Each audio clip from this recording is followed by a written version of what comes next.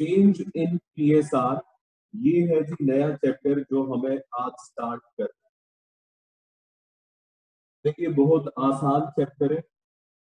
ये चैप्टर बिल्कुल वैसा ही है जैसे कि एडमिशन, रिटायरमेंट और डेथ ऑफ पार्टनर।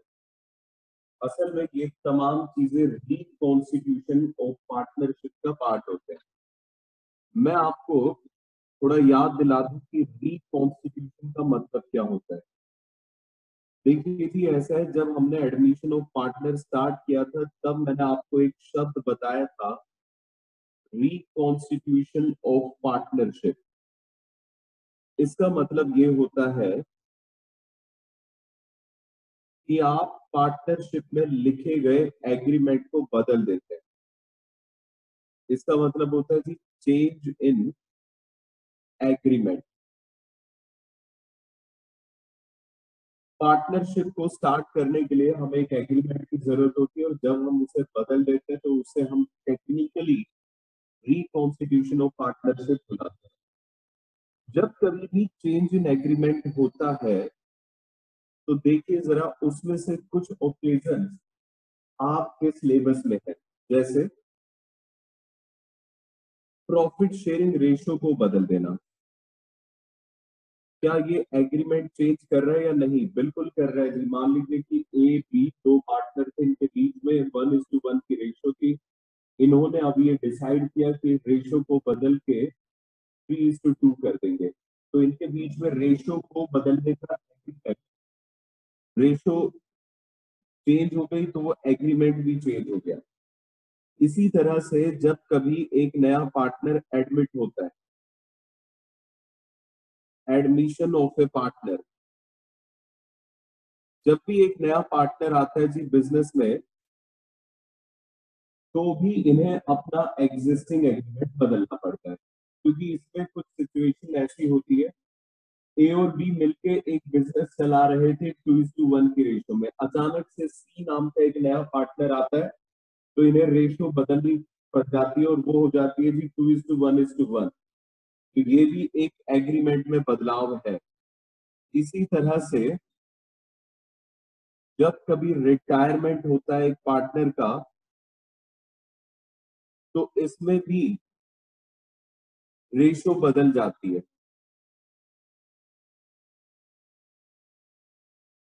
इसी तरीके से अगर डेथ होती है पार्टनर की तो ये भी हमारी एग्जिस्टिंग एग्रीमेंट को यानी कि प्रॉफिट शेयरिंग रेशियो को बदल देता है।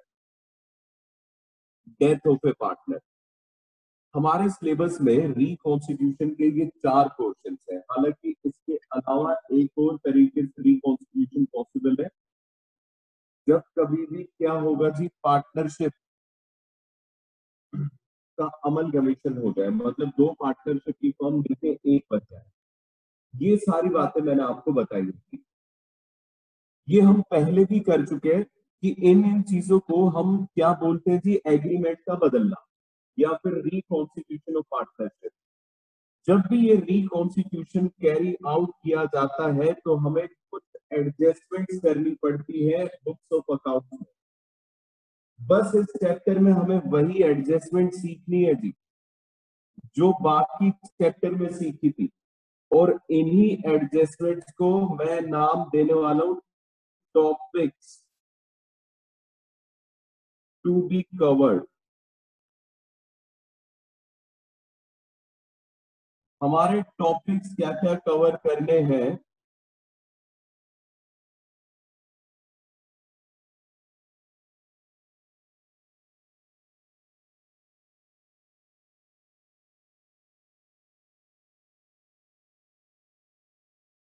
देखिए जरा क्या क्या टॉपिक्स हमें कवर करने हैं।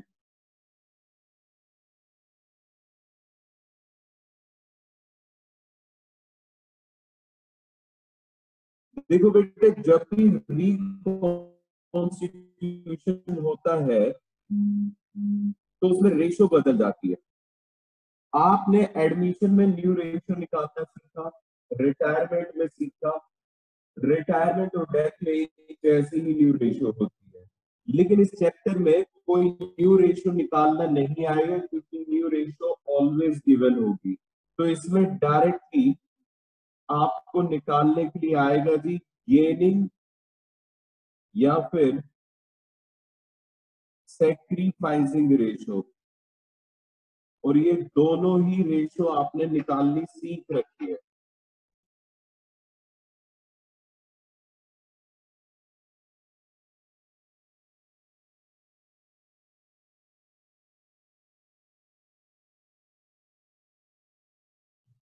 तो देखो जी, इसमें पहला टॉपिक है हमारा गेनिंग और सैक्रिफाइसिंग रेशियो निकालना।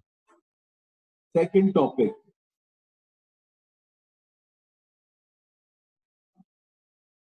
देखिए अकाउंटिंग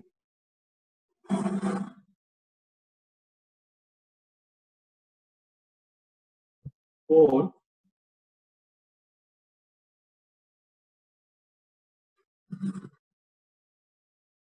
accumulated profits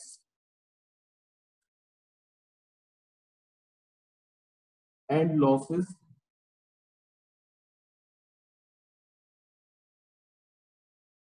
हालांकि ये वाला टॉपिक आप इन चैप्टर्स में भी कर चुके हैं, लेकिन यहां पे थोड़ा सा बदलाव आएगा। ये दो तरीके से आएगा,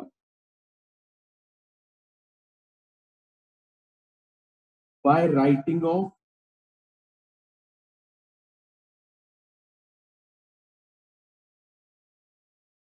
और विदाउट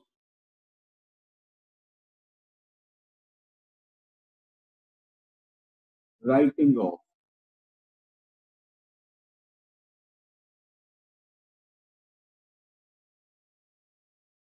थर्ड टॉपिक,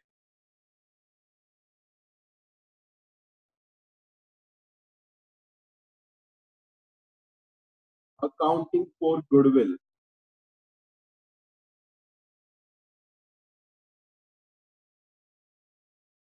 यहाँ पे जो आप गुडविल की अकाउंटिंग करेंगे उसमें बस एक ही केस लगेगा, वो है यूनिवर्सल केस। और ये यूनिवर्सल केस आप दो चैप्टर में कर चुके हैं।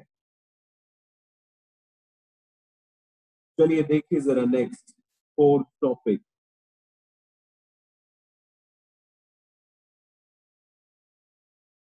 Accounting for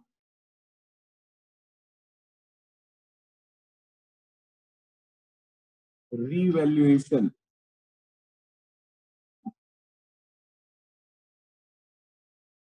of assets and liabilities.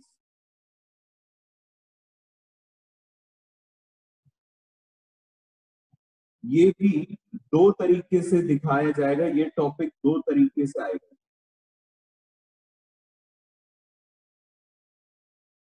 एक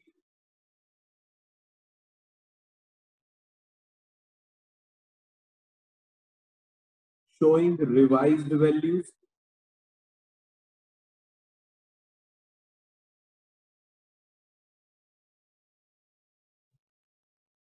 और बी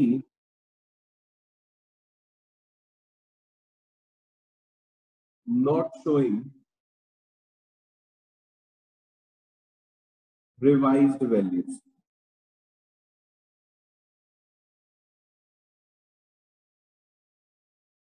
पहला रहेगा showing revised values, दूसरा रहेगा not showing revised values। इसके साथ ब्रैकेट में लिख दीजिएगा नॉर्मल और यहां लिख दीजिएगा single entry.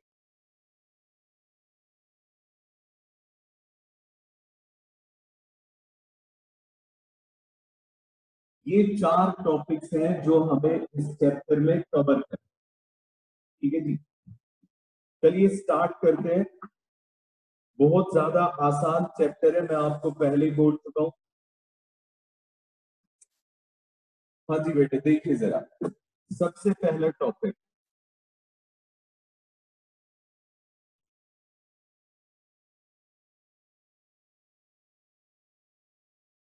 Topic number 1,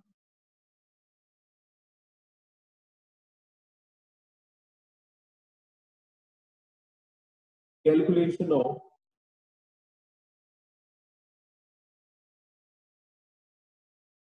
gaining और सैक्रिफाइसिंग रेशियो।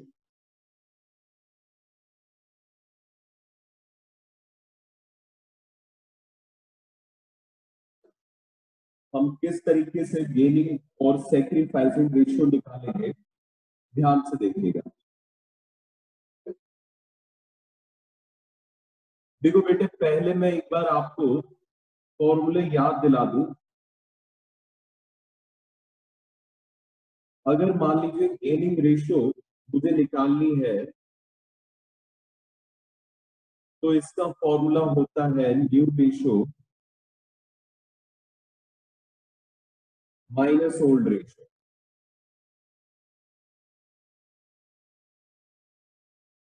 और अगर मुझे सैक्रिफाइसिंग रेशियो निकालनी है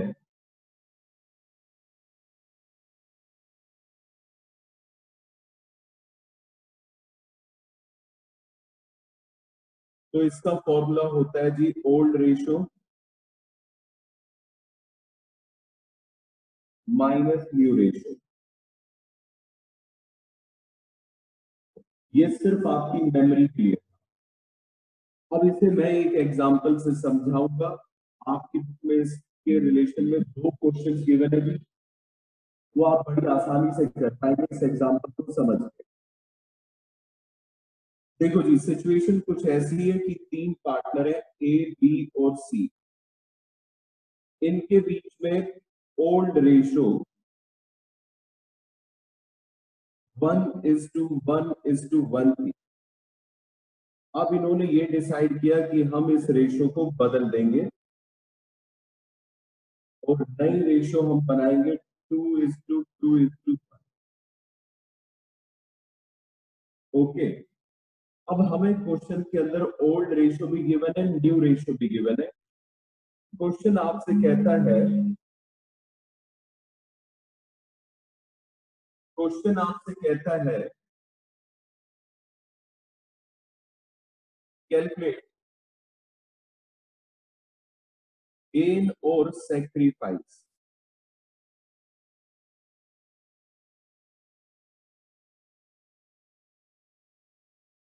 हाँ जी बेटे, क्वेश्चन कह रहे जी कैलकुलेट करिए गेन और सैक्रिफाइस। कोई रेशियो निकालने के लिए नहीं कह रहा है।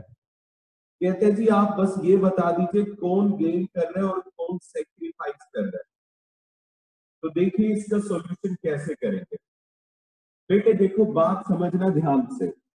आप इन दोनों में से कोई भी एक रेशियो का इस्तेमाल कर सकते हैं। आप चाहे तो गेनिंग रेशियो ले लीजिए या सैक्रिफाइसिंग ले लीजिए, लेकिन एक क्वेश्चन पे लगेगी एक ही रेशियो। दोनों एक साथ मत लगा दीजिए, वो बेवकूफी होगी, वेस्टेज ऑफ टाइम होगा। मैं क्या करता हूँ जी, इसमें गेनिंग रेशियो ले लेता हूँ और देखिए किस तरीके से हम निकालते हैं गेन और सैक्रिफाइस। गेनिंग रेशियो का फॉर्मूला लिख देता हूं। Gaining ratio is equal to new ratio minus old ratio. ठीक है जी, ये लिख दिया मैंने गेनिंग रेशियो का formula, new ratio minus old ratio.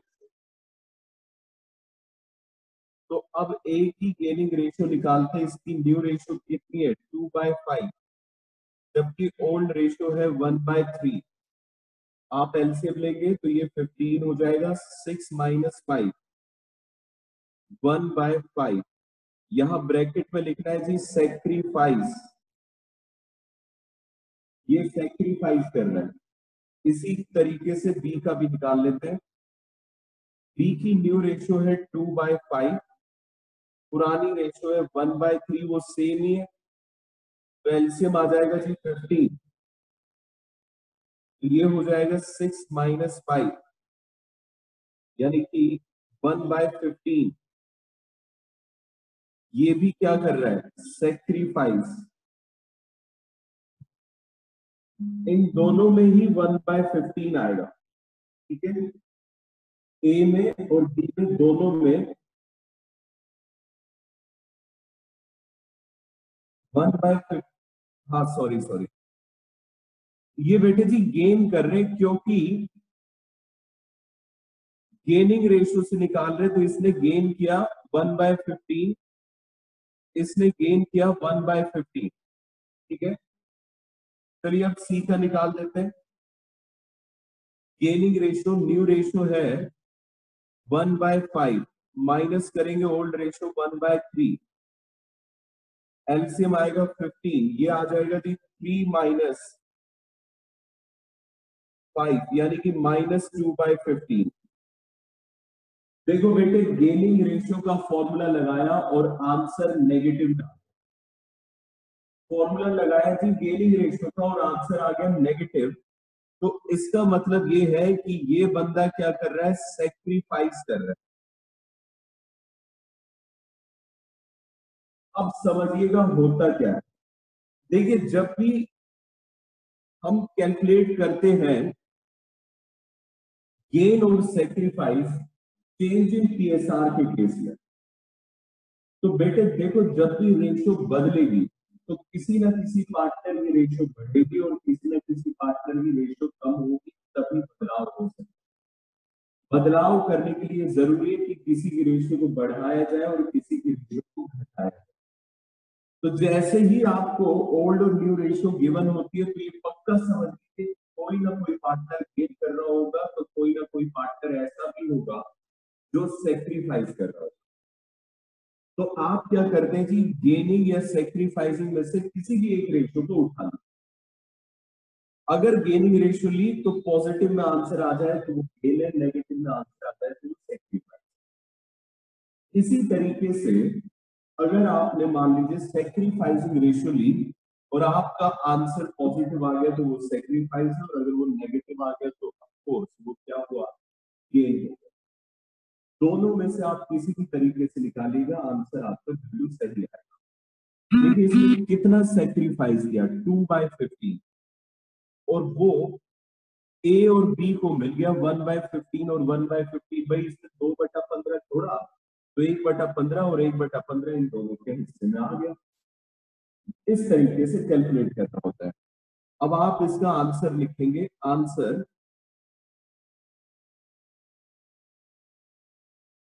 लिखिए A and B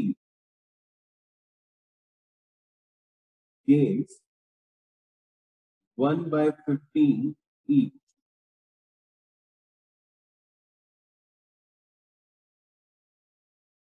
C sacrifices 2/15. बस ये आंसर है इसका। हमें कोई रेशियो नहीं बतानी होती इसमें गेनिंग या सेक्रीफाइस, बस ये बताना होता है कि कौन गेन कर रहा है और कौन सेक्रीफाइस कर रहा है। बताइए जरा, यहां तक कोई भी प्रॉब्लम हो? ये तो बहुत आसान है।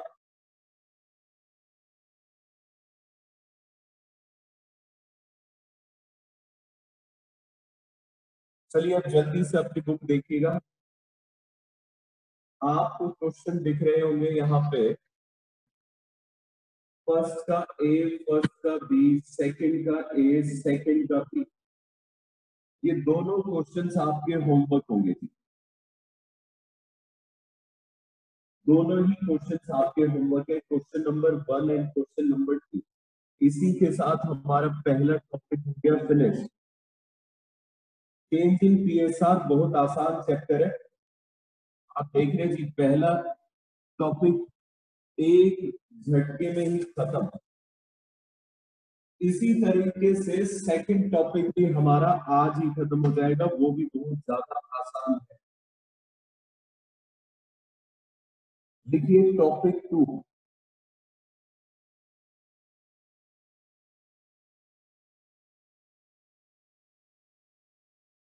Topic number 2,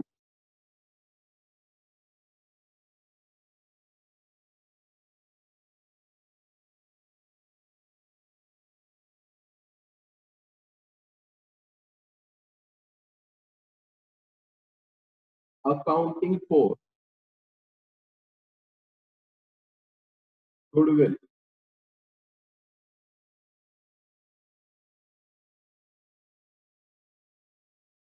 when PSR changes,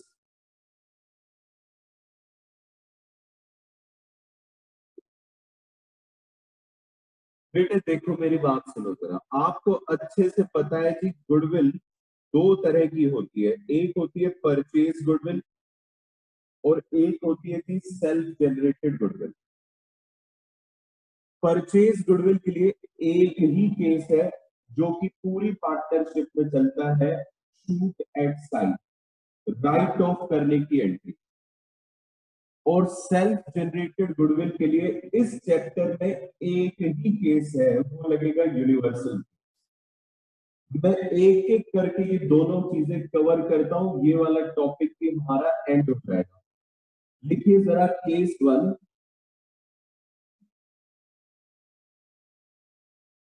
purchase goodwill.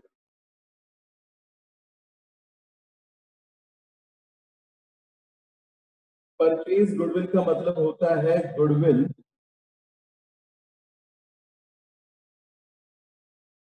Already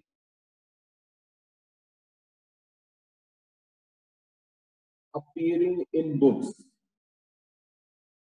मतलब हम उस गुडविल की बात कर रहे हैं जी जो गुडविल हमारी बुक्स में पहले से ही अपीयर कर रही है, गुडविल ऑलरेडी अपीयरिंग इन बुक्स। ठीक है, तो बस एक ही एंट्री है, आप क्या करेंगे, ऑल पार्टनर, सभी पार्टनर्स को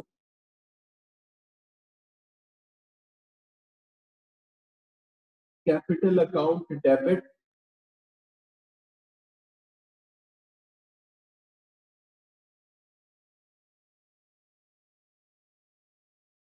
to goodwill account. All partners capital account debit to goodwill account. Narration लिख दीजिए B,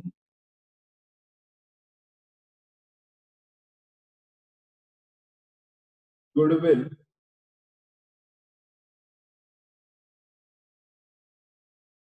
return off in old ratio. ध्यान रखिएगा, चेंज इन पीएसआर के क्वेश्चंस में आपको दो रेशियोज देखने को मिलती है। आप जो राइट ऑफ करते हैं वो किस रेशियो में राइट ऑफ करते हैं जी, ओल्ड रेशियो। मतलब आपकी बुक्स में जितनी भी गुडविल अपीयर कर रही होगी, आप सिंपली क्या करेंगे, उसको उठाएंगे और राइट ऑफ कर देंगे, यानी कि खत्म कर देंगे। खत्म करने के लिए एसेट्स को अपन ने क्रेडिट कर दिया और पार्टनर के कैपिटल अकाउंट को डेबिट कर दिया, बस जी परचेज गुडविल हो गई फिनिश। Case to,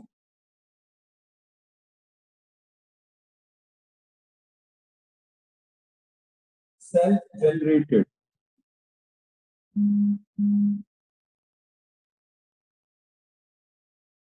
goodwill.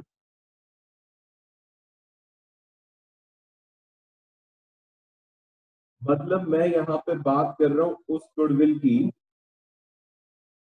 जो कि वैल्यू की जाती है, goodwill which is valued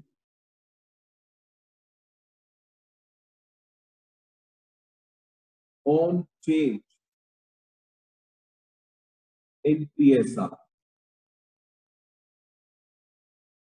purchase goodwill की पहचान होती है कि वो अपीयर करती है बुक्स में, पहले से ही हमारे बुक्स में होती है, इसे हम वैल्यू करते हैं। तो बेटे जी इसमें भी बस एक ही केस है सभी क्वेश्चंस के लिए, वो है universal case. Universal case applicable. क्या आपको याद है यूनिवर्सल केस क्या था? यूनिवर्सल केस मैं आपको एडमिशन में और रिटायरमेंट दोनों चैप्टर में करा चुका। यूनिवर्सल केस का मतलब होता है कि आप डेली पार्टनर को क्या करते हैं कि डेबिट, और सेक्रीफाइसिंग पार्टनर को आप क्या करते हैं, क्रेडिट। मतलब आप गेन और सेक्रीफाइस से एंट्री करते हैं। तो बस बेटे जी यहां पे भी वही लगेगा, gaining partner capital account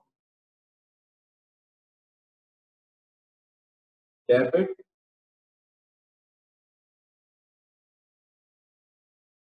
to to sacrificing partners capital account. इसके लिए नरेशन हम लिखेंगे बी,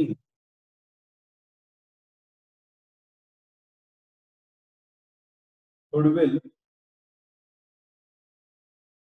एडजस्टेड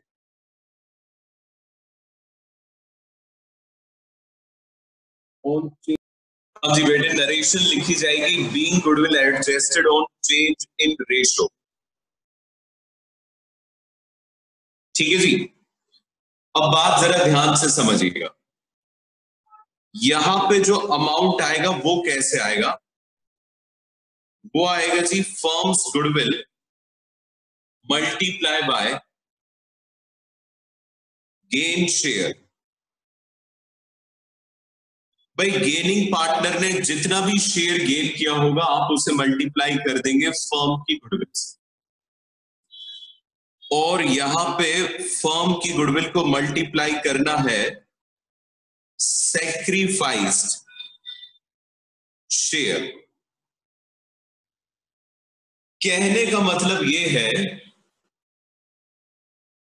अगर मुझे इस एंट्री को पूरा करना है तो दो चीजें पता होनी चाहिए, फर्म की गुडविल और इन्होंने कितना शेयर गेन या सैक्रिफाइस किया। देखिए फर्म की गुडविल तो क्वेश्चन आपको बता देता है, और अगर वो ना बताए तो आप उसका वैल्यूएशन कर लेते हैं। वैल्यूएशन करने के मेथड्स आपको पता ही है जी, एवरेज प्रॉफिट, सुपर प्रॉफिट और कैपिटलाइजेशन। आप उन मेथड से वैल्यूएशन कर लेते हैं। और गेन और सैक्रिफाइस कैसे निकालना है ये अभी हमने टॉपिक नंबर 1 में सीखा। तो देखिए जब भी सेल्फ जनरेटेड का क्वेश्चन आएगा तो इसके साथ आपको वर्किंग नोट जरूर देना पड़ेगा। Working notes,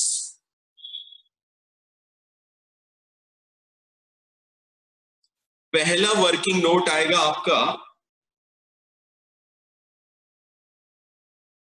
calculation of gain और सैक्रिफाइस।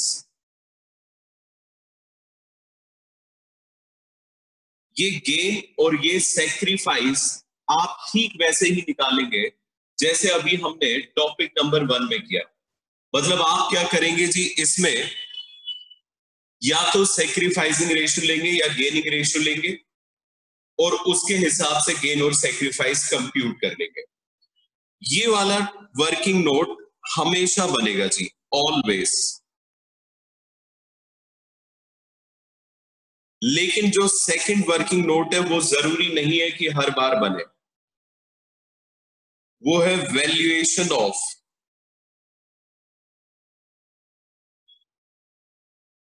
Firms goodwill.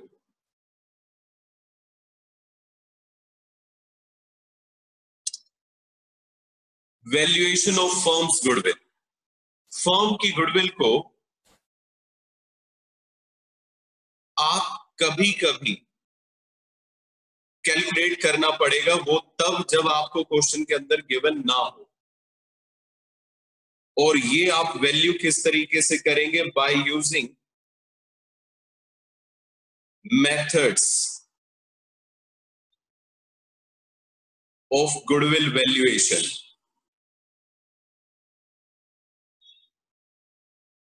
जितने भी आपके मेथड्स हैं जी आप बस उनका इस्तेमाल करेंगे और आप फर्म की गुडविल निकाल लेंगे और गेन और सैक्रिफाइस निकाल लेंगे ताकि हम यहां पे वैल्यू पुट कर सकें। तो मतलब ये है कि गुडविल के टॉपिक में दो तरह की गुडविल होती है जी, एक होती है परचेज गुडविल और दूसरी सेल्फ जनरेटेड। परचेज गुडविल के लिए बस एक ही एंट्री है कि आप सभी पार्टनर के कैपिटल अकाउंट को डेबिट करें और गुडविल को क्रेडिट कर दें, सिर्फ एक एंट्री। सेल्फ जनरेटेड गुडविल के लिए भी एक ही एंट्री है, यूनिवर्सल केस। मतलब गेनिंग पार्टनर को आप डेबिट करिए और सैक्रिफाइसिंग पार्टनर के कैपिटल अकाउंट को आप क्रेडिट करिए। अब यहां पे वैल्यू निकालने के लिए कि अमाउंट कितना आएगा, हमें दो चीजें पता होनी चाहिए। एक फर्म की गुडविल, अगर क्वेश्चन ने दी हुई है तो हम थैंक यू बोल देंगे, क्वेश्चन को सॉल्व कर देंगे। लेकिन अगर नहीं दी हुई है तो हमें वो निकालनी पड़ेगी। और दूसरा गेन और सेक्रीफाइस कितना किया। गेन और सेक्रीफाइस तो हर क्वेश्चन में निकलेगा, बस वैल्यूएशन ऑफ फर्म्स गुडविल कभी कभी किसी किसी क्वेश्चन में आएगी। बस बेटे ये लोग गुडविल का टॉपिक भी हो गया है फिनिश। चलिए मैं आपको एक क्वेश्चन करा देता हूं जिससे आपको इसमें क्लियरिटी आ जाए। जल्दी से अपनी बुक ओपन करिएगा। हम करने वाले हैं जी क्वेश्चन नंबर 23।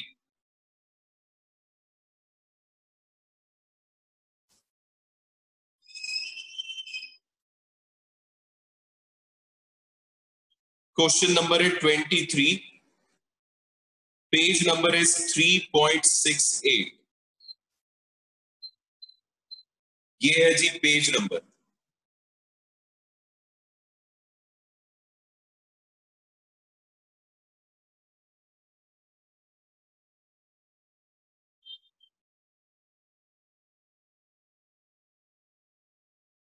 चलिए देखिए जरा।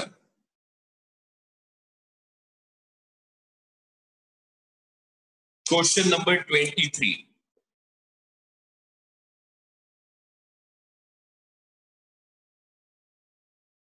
देखो बेटे जी ये क्वेश्चन है। ए बी सी तीन पार्टनर है, इनके बीच में रेशियो 7:3:2 है। 1 अप्रैल 2015 से they decided to share profits and losses in the ratio of 8:4:3। 1 अप्रैल 2015 से इन्होंने डिसाइड किया जी अपने बीच में रेशियो हम क्या रखेंगे 8:4:3। तो रेशियो अब बदल दिया। Goodwill is to be valued at the average of 3 years profit preceding the date of change in profit sharing ratio। कहते जी गुडविल को वैल्यू करने के लिए हम क्या करेंगे, एवरेज प्रॉफिट लेंगे पिछले 3 साल का। मतलब ये कि जो पिछले 3 साल का एवरेज प्रॉफिट आएगा ना वही गुडविल है। समझ में आई बात। इस लाइन का मतलब है goodwill is to be valued at average of 3 years profit. कहते जी पिछले 3 साल का एवरेज प्रॉफिट निकाल लीजिए और गुडविल को भी वही वैल्यू मान लीजिएगा, इसी वैल्यू पे मान लीजिएगा।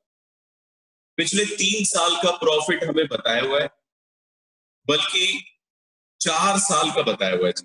ठीक है, और ध्यान दीजिए वो कह रहे हैं जी ये 3 साल कौन से लेने हैं, preceding the date of change in profit sharing ratio. जिस डेट पे पीएसआर बदली है 1 अप्रैल 2015 को बदली है, इससे ठीक पिछले 3 साल के प्रॉफिट लीजिएगा। तो इससे ठीक पिछले 3 साल होंगे 2015 मार्च 31। क्योंकि देखिए 1 अप्रैल 2015 से तो नया साल स्टार्ट हो जाएगा, तो 2015, 2014 और 2013 का प्रॉफिट लेना है। जबकि हमें यहाँ पे 2012, 13, 14 और 15 के प्रॉफिट गिवन है, तो we have to ignore the 2012 profit. तो हम कौन कौन से प्रॉफिट लेंगे जी, ये तो लेंगे नहीं। 52, 48, 60 और 90,000 इसका एवरेज कर देंगे, बस वही गुडविल होगी। जर्नल एंट्री हमें इसमें देनी है जी। सेल्फ जनरेटेड गुडविल के बारे में ही पूछा गया, बस कोई परचेज गुडविल इसमें है नहीं। तो बहुत सिंपल है बेटे जी, चलिए शुरू करते हैं। सबसे पहले तो आप जर्नल का फॉर्मेट बना लीजिए और इस क्वेश्चन में आपके 2 वर्किंग नोट्स बनेंगे, क्योंकि गुडविल भी हमें वैल्यू करनी पड़ेगी।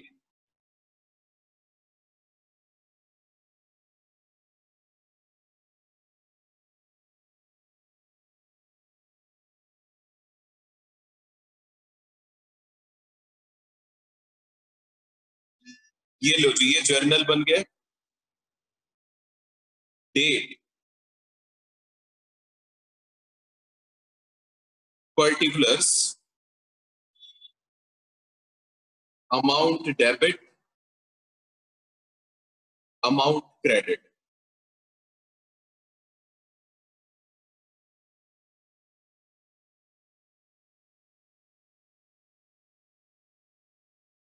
वर्किंग नोट,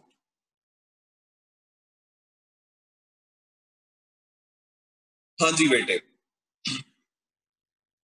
वर्किंग नोट में हमें 2 काम करने जी। पहले तो गेन और सेक्रीफाइस निकालना है। तो पहले तो यही निकालिए, कैलकुलेशन ऑफ गेन और सेक्रीफाइस। आप गेन और सेक्रीफाइस निकालने के लिए किसी भी एक रेशो का सहारा ले सकते हैं। चलिए जी, मैं सेक्रीफाइसिंग रेशो यूज कर लेता हूं, क्योंकि पहले एग्जांपल में मैंने गेनिंग यूज की थी। तो sacrificing ratio is equal to old ratio minus new ratio. ठीक है, old ratio minus new ratio.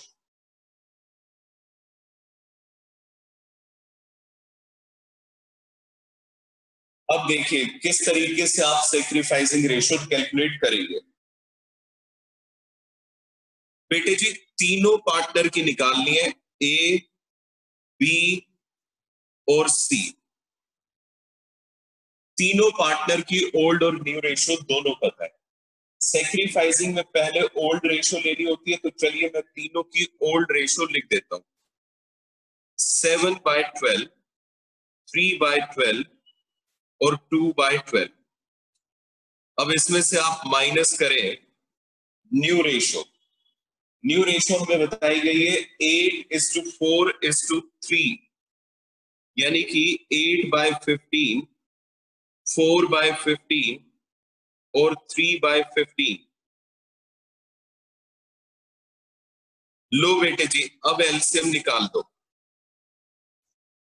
15 और 12 दोनों के बीच में एलसीएम आता है जी 60, तो ये हो जाएगा 35 माइनस 32, यानी कि 4/60। इसका मतलब इसने क्या किया है, सेक्रीफाइस। फिर एलसीएम लेंगे, 60 आएगा, ये हो जाएगा 45 माइनस 48, ये आ रहा है जी नेगेटिव 3/60। इसका मतलब ये भाई क्या कर रहा है, गेन। फिर से एलसीएम लीजिए, सी के केस में 60, तो ये आएगा 30 माइनस 36।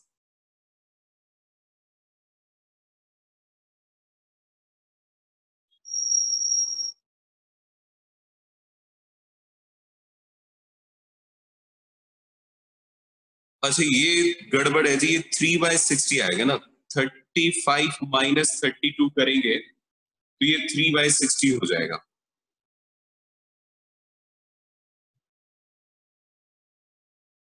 ओके,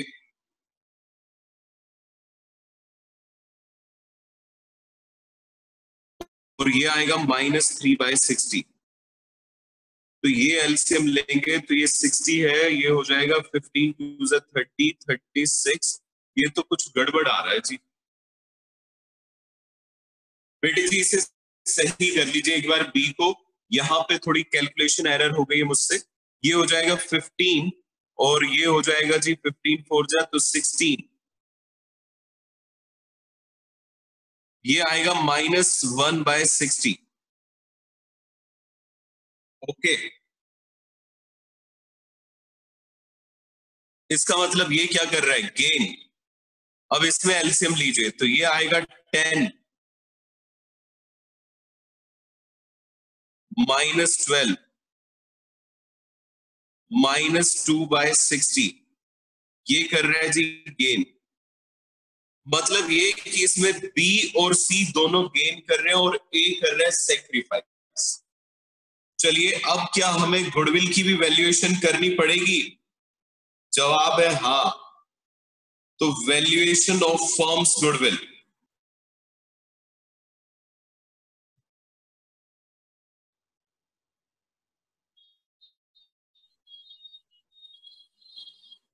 फर्म की गुडविल को वैल्यू करिए। बेटे जी, क्वेश्चन ने कहा है कि जो गुडविल है वो असल में क्या होगी, पिछले 3 साल का average profit. Average profit of 3 years, ये हमारी गुडविल होगी। क्वेश्चन ने कुछ भी नहीं कहा कि इसे नंबर ऑफ ईयर परचेज से मल्टीप्लाई करिए। तो जिस तरीके से क्वेश्चन कहेगा हम गुडविल वैसे ही निकालेंगे। अब एवरेज प्रॉफिट आप कैसे निकालते हैं? Total profit of 3 years divided by 3, पिछले 3 साल का प्रॉफिट का टोटल कर लीजिए, यानी कि 90, 60 और 48, ये हो जाएगा 1,98,000 और इसे डिवाइड कर दीजिए 3 से, 66,000 आ जाएगी जी पूरे फर्म की गुडविल।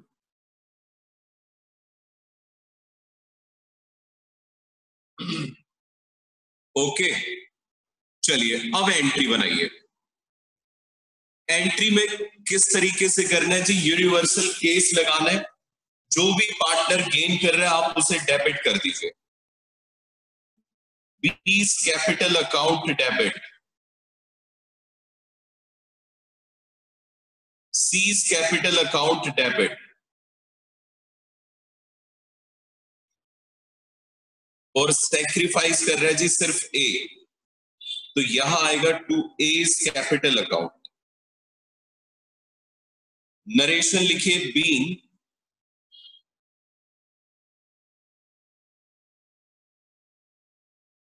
गुडविल एडजस्टेड, बस इतना भी लिख के छोड़ सकते हैं आप। अब जरा ध्यान दीजिएगा, 66,000, ठीक है जी, ये पूरे फर्म की गुडविल है। इसमें ए ने कितना सेक्रीफाइस किया? 66,000 को इसके सेक्रीफाइस शेयर से मल्टीप्लाई कर दीजिए, मतलब 66,000 इंटू में 3/60 कर दीजिए, तो ये आ रहा है जी 3,300 रुपए। ओके, अब जरा देखिए बी ने कितना गेन करा। बेटे सिंपल तरीका ये है कि 66,000 को 60 से डिवाइड कर दो तो 1100 आता है, एक से मल्टीप्लाई करोगे तो बी का शेयर आ जाएगा 1100, और सी के लिए 2 से मल्टीप्लाई करोगे तो 2200 इसका आ जाएगा, और देखो 3 से मल्टीप्लाई करोगे तो ए का जो 3300 हमने निकाला था वो आ गया। बस इस तरीके से करना और ये क्वेश्चन सॉल्व। हमें पूरे फर्म की गुडविल में इन्होंने जितना सेक्रीफाइस और गेन किया बस उससे मल्टीप्लाई करना होता है, दैट्स इट। अब मैं फिर भी आपको इसे एक बार समझा दूं कि ये डेबिट और ये क्रेडिट क्यों हुए, ताकि हमारे दिमाग में लॉजिक भी रहे। तो बेटे जी देखिए उसका कारण क्या है। ये जो पार्टनर था ए, इसने अपना शेयर सेक्रीफाइस किया, इसका मतलब इसने अपने फ्यूचर के प्रॉफिट्स की कुर्बानी दे दी, और कोई कुर्बानी मुफ्त में नहीं देता है, उसे उसके बदले में पैसे चाहिए होते हैं। तो इसे हमने क्रेडिट इस वजह से किया कि भाई साहब ए, आप हमारे अब क्रेडिटर हो गए हो, फर्म आपको 3300 रुपए देगी, और जो पार्टनर ने गेन करा है उनसे हम पैसे लेंगे। तो बी और सी से हमने पैसे लेने, वो हमारे डेटर बन गए, इस वजह से डेबिट है। ए को हमें पैसा देना है, वो हमारा क्रेडिटर बन गया जी, इस वजह से वो क्रेडिट है। ये होता है जी लॉजिक, क्यों हमने इन्हें डेबिट और क्रेडिट किया यूनिवर्सल केस। बस बेटे जी अब हमारा ये वाला टॉपिक भी हो गया है एंड। अब मैं आपको होमवर्क दे देता हूं जी इस टॉपिक से भी। क्वेश्चन नंबर है 21, 22, दो तो ये क्वेश्चन होमवर्क है, और इसके अलावा होमवर्क क्वेश्चन नंबर 1 और क्वेश्चन नंबर 2 है। बस ये आपको होमवर्क में मुझे आज सेंड करना है।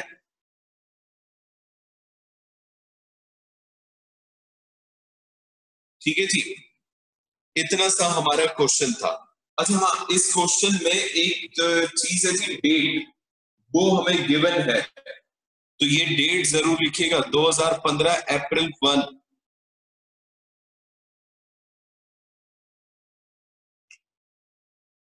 ओके,